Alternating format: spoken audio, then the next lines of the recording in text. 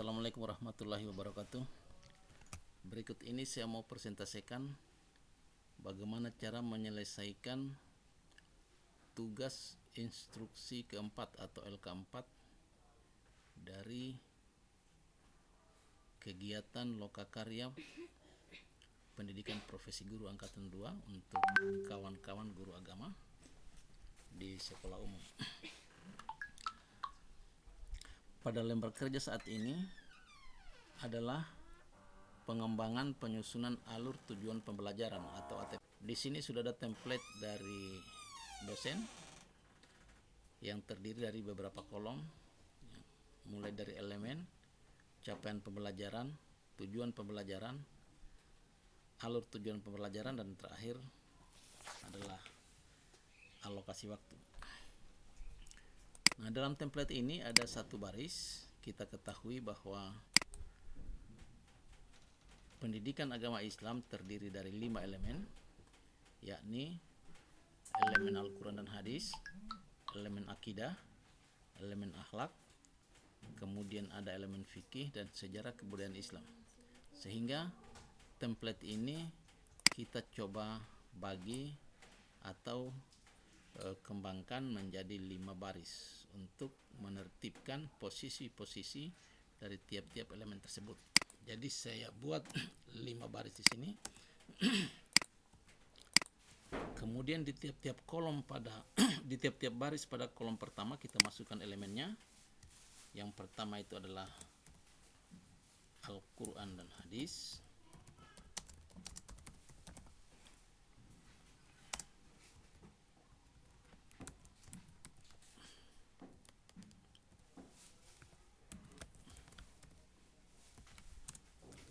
Kemudian akidah, terus akhlak, kemudian fikih, dan terakhir sejarah kebudayaan Islam. Nah, sekarang saya akan coba mengembangkan alur tujuan pembelajaran untuk elemen fikih. Kita copy paste, kita ambil CP ini ada di dalam kurikulum. Kita ambil dari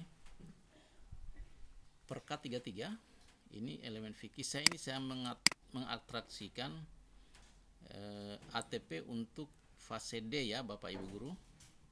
Fase D yakni untuk kelas 7, kelas 8, dan kelas 9 tingkat SMP. Jadi ini adalah CP dari elemen fikih. Saya copy ya. Kemudian saya masukkan di template tadi pada kolom CP di baris fikih. Saya coba ambil, saya pastekan saja di situ.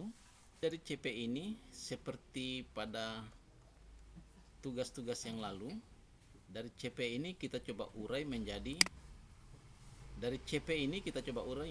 TP-TP. Saya copy paste saja langsung.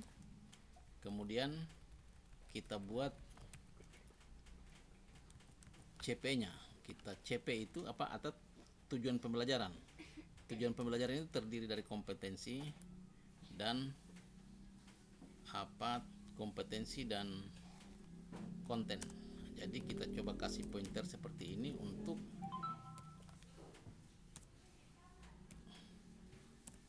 untuk memudahkan atau untuk menertibkan posisi-posisi dari teks-teksnya.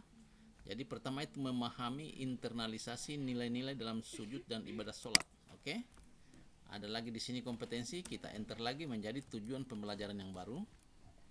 Kemudian memahami konsep muamalah, riba, rukhsah.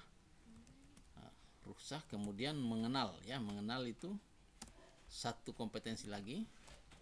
Mengenal beberapa mazhab fikih dan ketentuan mengenai ibadah kurban. Nah, ini ada tiga tujuan pembelajaran. Kita akan coba sebar karena fase D itu ada 3 kelas. Ini kita masih bisa pecah ini Bapak Ibu. Memahami internalisasi ini ada 2 hal ya, ada 2 pokok yang akan dipahami di dalam TP ini, yakni sujud dan ibadah sholat. Sehingga tujuan ini bisa kita urai menjadi memahami internalisasi nilai-nilai dalam sujud. Kemudian ya, kemudian di sini kita enter ya, kita pisahkan menjadi memahami internalisasi nilai-nilai dalam ibadah sholat. Jadi ada dua di sini pokok tujuan ya, pokok konten atau materi yang akan kita coba perkenalkan atau pahamkan kepada anak didik kita, yakni memahami internalisasi nilai-nilai dalam sujud, kemudian memahami internalisasi nilai-nilai dalam ibadah sholat. Selanjutnya di sini memahami konsep muamalah dan riba ya. Kita ketahui bahwa muamalah ini identik dengan pembahasan tentang riba, sehingga kita bisa jadikan dia pecah lagi jadi dua ya, jadi dua konsep, yakni konsep muamalah dan riba dan konsep rukhsah. Nah, dia ini tidak, kenapa kita pisahkan? Karena antara muamalah dan riba dan rukhsah itu agak terpisah kajiannya, di mana muamalah dan riba itu berkaitan dengan ekonomi dan rukhsah itu berkaitan dengan keringanan di dalam beribadah. Oleh sebab itu, di sini bisa kita bagi dua, yakni memahami konsep muamalah dan riba dan memahami konsep rukhsah ya, rukhsah di dalam ibadah. Nah, jadi ini sudah tercipta 1 2 3 4 5. Sekarang 5, mengenal beberapa mazhab fikih. Kemudian ketentuan mengenai ibadah kurba. Ini juga bisa dikasih dua tujuan, yakni mengenal beberapa mazhab fikih, dan di sini kita enter saja, jadikan mengenal ketentuan mengenai ibadah kurban. Jadi terjadi dua atau terjadi 6 tujuan ya. Ada 6 tujuan, ini bisa kita bagi dalam 6 semester. Nah, dari tujuan ini kita langsung pecahkan menjadi ATP ya. Jadi karena ini ada 6, saya akan coba di dalam elemen fikih ini saya akan coba bagi dalam 6 kolom ya, atau 6 baris ya. 6 baris, 2, kemudian 3, 4, 5, 6. Tiap-tiap tujuan saya akan pindahkan di satu baris, masing-masing satu baris, karena nanti akan kita urai lagi ke dalam TP-TP ya. Kita pindahkan di baris-barisnya seperti ini.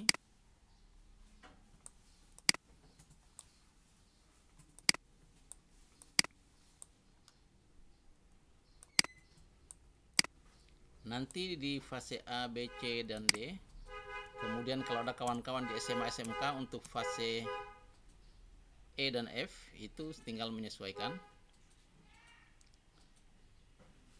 Kemudian ini kita gabungkan saja selnya supaya rapi ya. Oke.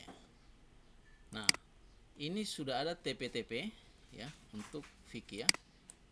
Sudah ada tujuan-tujuan pembelajaran, tinggal kita kembangkan dalam bentuk ATP. Jadi ATP ini adalah pengembangan dari tujuan pembelajaran. Kalau boleh saya identikan, sebenarnya kolom ATP ini identik dengan indikator pada kurikulum 2013 dan kurikulum tingkat satuan pendidikan di sebelum K13 kemarin. Jadi di sini kita keluarkan dulu materinya ya, kita pisahkan antara kompetensi dan materi.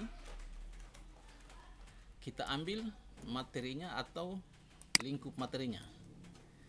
Jadi untuk tujuan pertama, yakni memahami internalisasi nilai-nilai dalam sujud, materinya itu adalah internalisasi nilai-nilai dalam sujud. Nah, kita ketahui ada berapa jenis sujud ya. Kita bisa materi pokoknya di sini, kita bisa buat hakikat sujud misalnya ya. Atau apapun itu yang akan dilakukan oleh guru di sini, itu kita tulis di sini. Saya memilih materi hakikat sujud. Di sini kita bisa mengambil misalnya materi-materinya itu, kita ambil katakanlah pengertian sujud.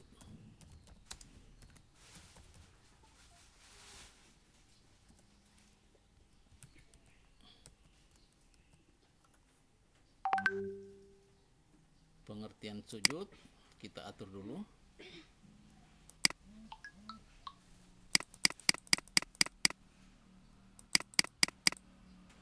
Supaya rapi. Oke. Kemudian setelah itu bisa kita ambil macam-macam sujud.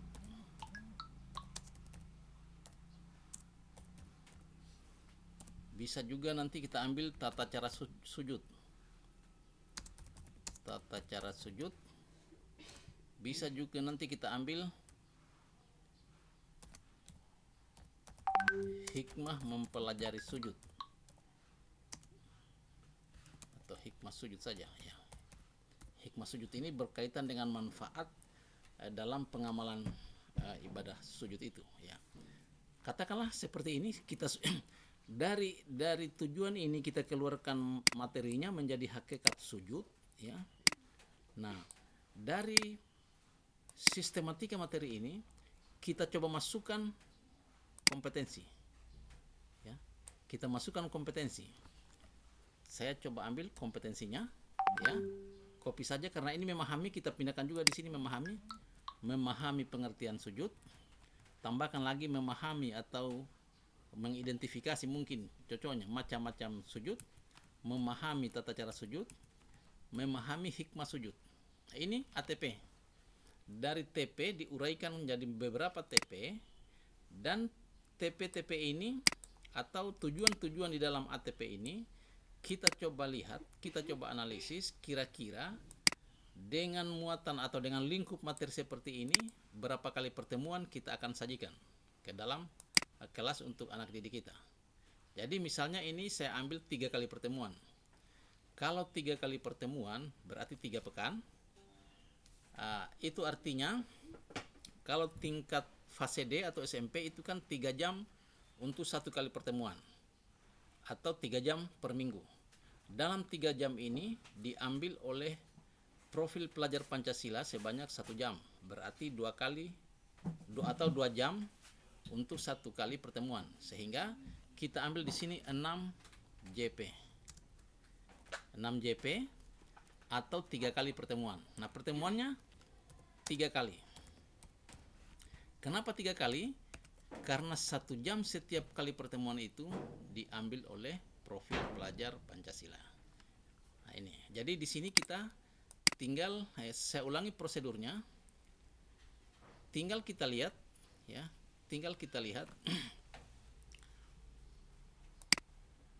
dari tujuan pembelajaran ini kita keluarkan, saya ulangi, kita keluarkan materinya, dan dari materi itu kita buat sistematikanya. Atau bahasa sederhananya, judul-judul kecil dari materi itu kita coba uraikan. Nah, dari sistematika itu kita tambahkan kompetensinya di bagian depan. Terciptalah alur tujuan pembelajaran. Nah, alur tujuan pembelajaran ini kita perkirakan, kita analisis sebagai guru. Kita lihat berapa kali pertemuan kita akan sajikan. Nah, berapa kali pertemuan itu kita kembalikan ke ketentuan bahwa pendidikan agama Islam untuk SMP itu 3 jam, 1 kali pertemuan, sehingga 3 jam ini kita keluarkan 1 jam untuk profil pelajar Pancasila, sehingga 3 kali pertemuan itu sama dengan 6 jam intrakurikuler, dan nanti akan ada 3 jam untuk kokurikuler. Hal yang sama kita lakukan untuk semua TP-TP lainnya, sehingga kita bisa dengan mudah menyelesaikan LK4 ini.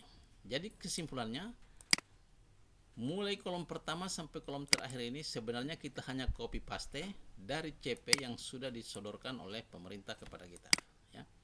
Mungkin ini presentasi saya kali ini, mudah-mudahan ada manfaatnya. Billahi fisabilillah fastabiqul khairat. Wassalamualaikum warahmatullahi wabarakatuh.